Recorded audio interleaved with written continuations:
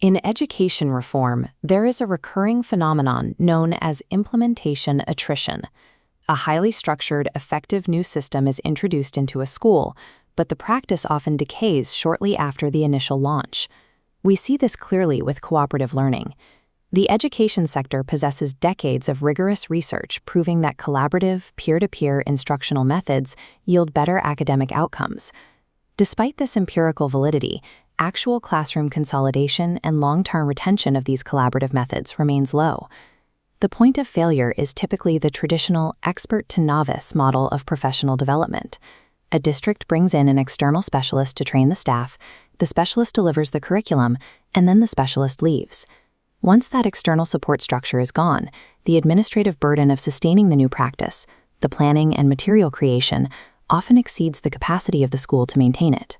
To solve this, a group of educators in Spain built the Peer Learning Network, an initiative that successfully integrated and sustained a cooperative reading program across 20 distinct schools.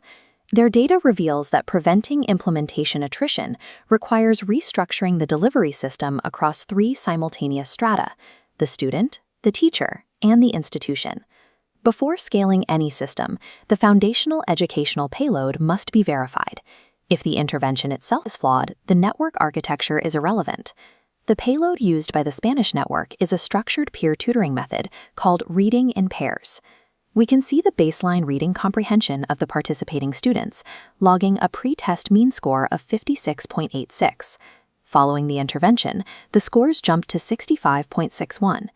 This p-value of 0.000 confirms that the improvement is statistically significant across all participating schools. This data confirms the intervention works on an academic level. The students learn to read better. With the payload empirically verified, the challenge shifts toward engineering and architecture that ensures the curriculum survives contact with the classroom. The first layer of this architecture operates at the micro level, student-to-student interaction. At this level, peer learning is defined as building knowledge between individuals of similar status, where neither participant is acting as a professional teacher. To initiate this, reading in pairs relies on structured activity sheets. These frameworks guide the interactions between the assigned tutor and tutee.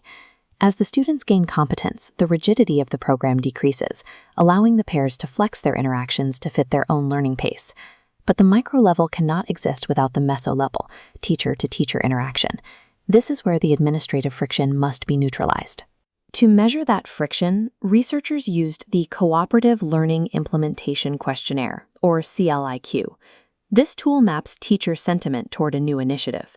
This chart graphs the results. The cost metric, quantifying the burden of time and materials, rated at 2.80. The expectancy of success scored 3.77. The value metric reached 4.21. Combined, value and expectancy outweigh the perceived cost. The network mitigates that cost by assigning teachers to work in pairs, rather than leaving them to figure out the logistics in isolation. These teacher pairs co-develop their classroom artifacts. By splitting the workload of writing lesson plans and activity sheets, they reduce the administrative burden. Granting teachers the autonomy to adapt the program together helps override the operational friction that typically causes implementation attrition. We then expand to the outermost ring of the architecture, the macro level, or school-to-school interaction. Single school implementations carry a structural flaw. An isolated educational silo lacks the mass to survive localized setbacks, such as staff turnover. To distribute that load, the Peer Learning Network links 20 distinct schools together. This timeline outlines how schools interact. Phase 1, virtual space preparation, has schools review documentation and align goals. Phase 2, face-to-face sessions, gathers representatives to share localized strategies. Phase 3, classroom implementation, establishes a continuous feedback loop. Through this structure, a custom activity sheet designed by a teacher in one district is rapidly shared across the other 19 schools. If a specific demographic or classroom challenge arises, the network allows teachers to collectively troubleshoot the problem, pooling the experience of dozens of active practitioners. Within this macro level, the staff developer transitions from an authoritative expert into a network facilitator.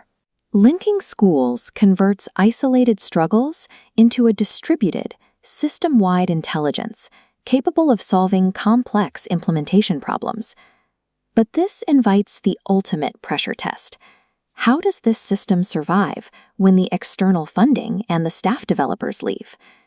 This temporal loop graphic maps the mechanism of institutionalization, a rolling 3-year rotational cycle.